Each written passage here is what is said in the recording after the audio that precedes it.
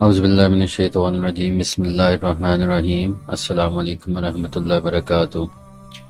سورہ نور ہے، 24 نمبر سورت ہے، اس کی آیت ہے 35۔ اس کو آیت نور بھی کہتے ہیں۔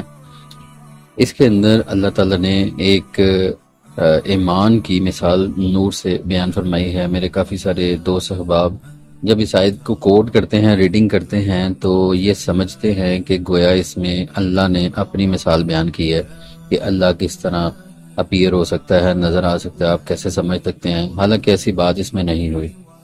یہ غلطی لوگ کیوں کرتے ہیں؟ یہ عموماً دیکھا جاتا ہے وہی لوگ ایسی انڈرسٹینڈنگ میں غلطی کرتے ہیں کہ جو اس کو اردو ریڈنگ میں اپنے طریقے سے پڑھتے ہیں۔ تو اگر آپ عربی دیکھیں تو اس میں ایسے معاملات نہیں پیدا ہوتے، لیکن اردو کے اندر بھی اگر آپ اس کو غور سے پڑھیں گے ٹھہر ٹھہر کے تو آپ اس کو پا لیں گے کہ کیا مضمون بیان ہوا ہوا۔ تو ہم اس کو شروع کرتے ہیں، اس کا ترجمہ پڑھنے کی کوشش کرتے ہیں۔ اللہ آسمانوں اور زمین کو روشن کرنے والا ہے۔ اللہ نور السماوات والارض۔ تو یہ تو سیدھا سیدھا ہے کہ انسان کو پتہ چل جاتا ہے کہ اللہ آسمانوں اور زمینوں کا نور ہے۔ اب یہ بھی ہم اس کو صحیح طریقے سے نہیں سمجھ سکتے کہ آسمانوں اور زمینوں کا نور کس طرح سے ہے۔ ہم اس کو اس کے مطلب کو متشابہ مطلب میں لے کے جا سکتے ہیں، ایگزیکٹلی اس کا کیا مطلب ہو سکتا ہے ہم نہیں جان سکتے، لیکن اس کا کچھ نہ کچھ طریقے سے جیسے کہ یہاں پہ بیان ہوا ہے کہ اللہ آسمانوں اور زمین کو روشن کرنے والا ہے۔ اس کا مطلب ہے کہ یہ اللہ تعالیٰ کی ایک صفت ہے کہ وہی آسمان اور زمین کو چلانے والا ہے، روشن کرنے والا ہے، اس کو زندگی بخشنے والا ہے۔ اس کے نور کی مثال ایسی ہے جیسے ایک تاک ہو جس میں چراغ ہے۔ تاک کہتے ہیں، قندیل کہتے ہیں، یا آپ اس کو ایسے کہہ سکتے ہیں کہ ایک جس طرح پرانے زمانے میں ایک شیشے کا چراغ ہوتا تھا، اور ایک جو شیشے کی گول سی شکل ہوتی تھی اس کو آپ تاک کہہ سکتے ہیں، جس کے اندر چراغ رکھا جاتا تھا تاکہ وہ ایلومینیٹ کر سکے، روشنی زیادہ سے زیادہ اپنی باہر کر سکے اور کمرے کو روشن کر سکے۔ تو اس طرح کی مثال بیان کی گئی ہے، اس کے نور کی مثال ہے، ٹھیک ہے۔ یہ اللہ تعالیٰ کی مثال نہیں ہے۔ عام لوگ اکثر اس میں یہ سمجھتے ہیں کہ شاید یہ اللہ تعالیٰ اپنی مثال بیان کر رہے، تو ایسی بات نہیں ہے۔ یہاں پہ بیان ہوا ہے کہ اس کے نور کی مثال ایسی۔ اب اچھا، نور سے کیا مراد ہو سکتی ہے کہ اللہ تعالیٰ نے یہاں پہ نور ایمانی کی بات کی ہے کہ جو ایمان کا نور ایک انسان کو بخشا جاتا ہے، یہ اس کی مثال جو ہے وہ بیان ہو رہی ہے۔ کیسے ہے کہ جیسے ایک تاگ ہو اور جس میں چراغ ہو۔ اب تاگ آپ اس ساری چیز کو سمجھنے کے لیے آپ یہ سمجھ سکتے ہیں کہ انسان کا جو مرکز ہوتا ہے ایمان کا، روح کا، وہ اس کا دل ہوتا ہے، قلب۔ تو اگر آپ اپنے چیسٹ ایریا کو دیکھیں گے، اپنے سینے کو دیکھیں گے، اس میں جو پسلیاں ہوتی ہیں اور اس کا جو ڈیزائن ہے وہ اسی طرح ہے جیسے ایک تاک ہو، ایک پنجرہ ہو، ٹھیک ہے، اس کے اندر سینٹر میں دل رکھا گیا، اس کو یہاں پہ تشبیہ دی گئی ہے چراغ سے۔ اب کیونکہ یہ ایک مثال بیان کی جا رہی ہے تو تمثیلات یہاں پہ بیان ہو رہی ہیں، تو دل کو اس یہاں پہ چراغ سے مثال دی گئی ہے۔ وہ چراغ ایک فانوس میں ہے، ٹھیک ہے، جس طرح سے میں نے آپ کو بتایا کہ ایک پنجرہ ہے تو اس کے اندر وہ چراغ رکھا ہوا۔ اب وہ فانوس کیا ہے؟ وہ ہمارا یہ جو بھی اسکیلیٹن ہے چیسٹ کا، ہماری چھاتی کا، وہ سارا پسلیاں ہمیں نظر آ رہی۔ وہ فانوس گویا ایک موتی کی طرح چمکتا ہوا ستارہ ہے۔ اب جس کے دل میں ایمان ہوگا تو وہ اس کے چمکنے کی مثال یہاں پہ بیان کی گئی ہے کہ گویا وہ موتی کی طرح چمکتا ہوا ستارہ ہے جو زیتون کے برکت والے درخت سے روشن ہوتا ہے۔ اب ظاہر بات ہے کہ ایک جو چراغ ہے اس کو کوئی نہ کوئی سورس آف انرجی بھی چاہیے، تو وہ زیتون کے برکت والے درخت سے روشن ہوتا ہے۔ لا شرقیت ولا غربیت، نہ وہ مشرق والا ہے نہ مغرب والا ہے۔ اب ظاہری بات ہے کہ اس کے اندر کوئی ڈائریکشن کا وہ معاملہ ہے نہیں، تو سینٹر ہے، سینٹر کے اندر وہ دل ہے، اور وہ دل اور ہم اس کے اندر ہمارے نور ایمانی ہے، اس کی یہاں پہ مثال کی جاتی ہے۔ اس کا ڈائریکشن سے کوئی مطلب نہیں ہے کہ وہ یہاں سے شروع ہوتا ہے یا وہاں سے شروع ہوتا ہے۔ تو قریب ہے کہ اس کا تیل بھڑک اٹھے۔ اب اس کی مثال ایسی ہے کہ جس کے دل میں ایمان ہوگا چھپا ہوا، تو عین ممکن ہے کہ جب اس کو کوئی ایمان والی بات بتائی جائے تو وہ فوراً جو ہے نا ایلومینیٹ ہو جاتا ہے، بھڑک اٹھتا ہے، جل اٹھتا ہے۔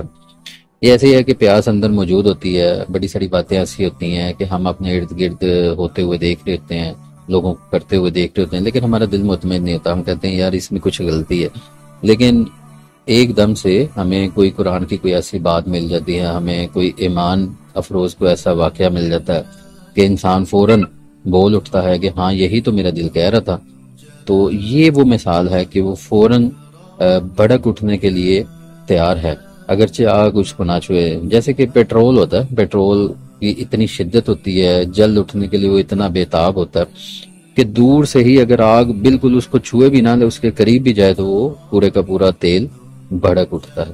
تو جس کے دل میں ایمان ہوگا اس کی مثال یہاں پہ ایسی بیان کی جا رہی ہے کہ وہ اس کے اندر اس کو بھڑکنے کے لیے بھڑک اٹھنے کے لیے وہ بےتاب ہوگا. نور پر نور ہے. اب یہ ایمان ہے، ظاہری بات ہے، پہلے ایک نور ہے، وہ نور پہ ایمان افروز ایک بات سن رہا ہے تو وہ مزید نور پہ نور ہو گیا، نور علی نور. اللہ اپنے نور کی راہ دکھاتا ہے جسے چاہتا ہے. تو یہ گویا ایمان ہی ہے کہ اللہ تعالیٰ جس کو چاہتا ہے ایمان کی دولت بخشتا ہے. یہ ایک ہم اس کو نا قانون کی نظر سے دیکھ سکتے ہیں، جس طرح نیوٹن کے لا ہم پڑھتے ہیں، لا آف گریوٹی جیسے اس نے ڈسکور کیے. تو ہم بتاتے ہیں کہ یار یہ ایکشن اور ری ایکشن ایک جیسے ہوں گے لیکن اپوزٹ ہوں گے اور ایکول ہوں گے. یہ ہم اس کو عام جملہ نہیں سمجھتے، ہم اس کو ایک قانونی حیثیت سے سمجھیں گے. یہ ایک لا ہے، لا آف نیچر ہے. اسی طرح یہاں پہ جہاں پہ بھی قرآن پاک بتاتا ہے کہ اپنے نور کی راہ اسے دکھاتا ہے جسے چاہتا ہے، تو ایسا نہیں ہو سکتا کہ ایک بندہ نہ چاہے تو اللہ تعالیٰ اس کو وہ چیز دے دے. تو یہاں اصولی بات کی جا رہی ہے کہ جو چاہے گا اس کو یہ راہ دکھائی جائے گی، اور اللہ لوگوں کے لیے مثالیں بیان فرماتا ہے، اور اللہ ہر شے کو خوب جاننے والا ہے. تو یہاں سے دوبارہ ہمیں پتہ چل گئی کہ اللہ تعالیٰ نے ایک مثال بیان کی ہے یہ نور ایمانی کی، اور اس کے ذریعے سمجھایا ہے کہ اس کو آپ کیسے سمجھ سکتے ہیں کہ یہ کس نوعیت کا ہوتا ہے اور کس چیزوں سے یہ بھڑک اٹھتا ہے، کون کون سے اس کے سورس آف انرجی چاہیے ہوتے ہیں. زیتون کے برکت والے درخت سے روشن ہوتا ہے، یہ سورس آف انرجی ہے. آپ زیتون کو ویسے بھی والتین والزیتون وہاں پہ بھی بتایا، اولیوز یہ ہماری صحت کے لیے بھی کافی اچھے ہوتے ہیں، اس کا آئل بھی نکلتا ہے. لیکن زیتون کا بڑا عمل دخل ہے. ہم جہاں پہ بھی دیکھتے ہیں، اگر ہم معراج کا سفر دیکھتے ہیں تو وہاں پہ بھی ایک زیتون کا درخت پایا جاتا ہے. تو سم ہاؤ کہہ لیں کہ یہ ایک برکت والا درخت اللہ تعالیٰ نے اس کو قرار دیا. تو اس کا سورس آف انرجی جو ہے وہ زیتون کی طرح جیسے وہ بتایا جاتا ہے کہ یعنی کہ برکت والی چیزیں ہوں گی، پاکی والی چیزیں ہوں گی. تو یہ نور ایمانی کی ایک مثال ہے جو کہ یہاں پہ بیان کی گئی ہے. اکثر لوگ اس کو سمجھتے ہیں کہ یہ شاید اللہ نے اپنی نور کی اپنی مثال بتائی ہے کہ چراغ جیسی. ایسا نہیں، یہ صرف اور صرف پڑھنے والے کی ریڈنگ کا پرابلم ہے، اس کی انڈرسٹینڈنگ کا مسئلہ.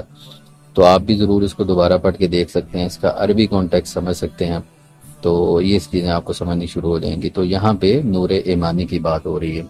تو اللہ تعالیٰ سے دعا ہے کہ اللہ تعالیٰ ہمیں نور ایمانی سے مشرف فرمائے اور ہمارے دل میں اس کو زیادہ سے زیادہ اجاگر کرے، زیادہ سے زیادہ روشنی کرے ہمارے دل میں، اور ہمیں راہ دکھائے.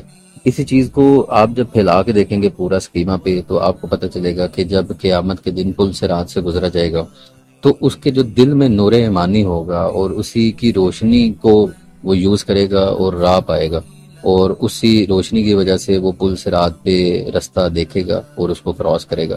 جس کے پاس یہ نور ایمانی نہیں ہوگا وہ وہاں اس دن اس پل کو بھی کراس نہیں کر پائے گا. تو یہ ساری کی ساری چیزیں جب آپ جوڑ کے دیکھتے ہیں تو آپ کو چیزیں ایک ملتی جلتی نظر آنی شروع ہو جاتی ہیں، پوری پکچر کمپلیٹ ہونی شروع ہو جاتی ہے. لیکن اگر آپ آؤٹ آف کانٹیکس میں ان چیزوں کو سمجھیں گے تو پھر مشکل ہو سکتی ہے سمجھنے میں.